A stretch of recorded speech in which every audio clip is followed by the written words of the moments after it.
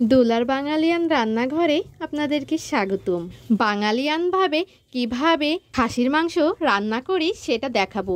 প্রথমে আমি সয়াবিন তেল নিয়ে নিলাম 3 থেকে 4 চামচ। তারপরে নিয়ে নিয়েছি শুকনা মরিচ বাটা, নিয়ে নিয়েছি ধনে আর জিরে বাটা, এছাড়াও নিয়ে নিয়েছি গোটা পেঁয়াজ আর পেঁয়াজ বাটা, নিয়ে নিচ্ছি রসুন বাটা।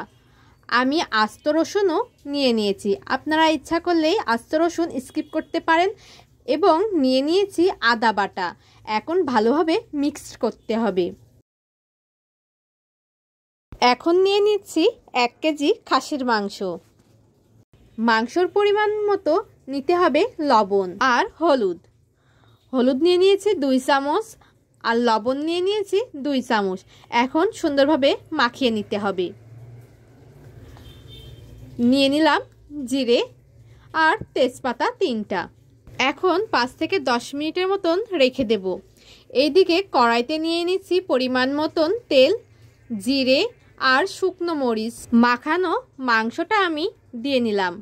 এখন ভালোভাবে কষাতে হবে। তার জন্য আবারও নিয়ে নিচ্ছি হলুদ, নিয়ে নিচ্ছি সামান্য পরিমাণ জল। হালকা জল নিতে হবে, কারণ সিদ্ধ তো করতে হবে। 10 মিনিটের জন্য ঢাকনা দিয়ে ঢেকে দিয়েছি। 10 মিনিট পর আবার ফেরত এসেছি। একটু নাড়াচাড়া কিন্তু করতেই হবে। নাড়াচাড়া না করলে নিচেই এঁটে যাবে বা পুড়ে যাবে। আবারও 10 মিনিটের জন্য ঢাকনা দিয়ে ঢেকে দিচ্ছি। 10 মিনিট পর ফেরত এসেছি। দেখুন জলটা কতটা শুকিয়ে গেছে। জলটা আরও শুকাতে হবে, তার জন্য আরেকটু নাড়াচাড়া করে নিচ্ছি।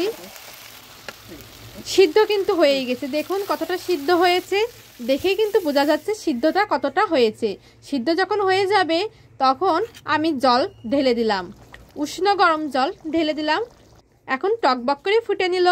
হয়ে গেল আজকের মতন মাংস রান্না। দেখতে কিন্তু অনেকটা সুন্দর হয়েছে, খেতে কিন্তু এর থেকেও সুন্দর হয়েছে। দেখেই যেন লোভ লাগছে, তাই না? বলুন কার কেমন লেগেছে রান্না, অবশ্যই বলবেন। টাটা।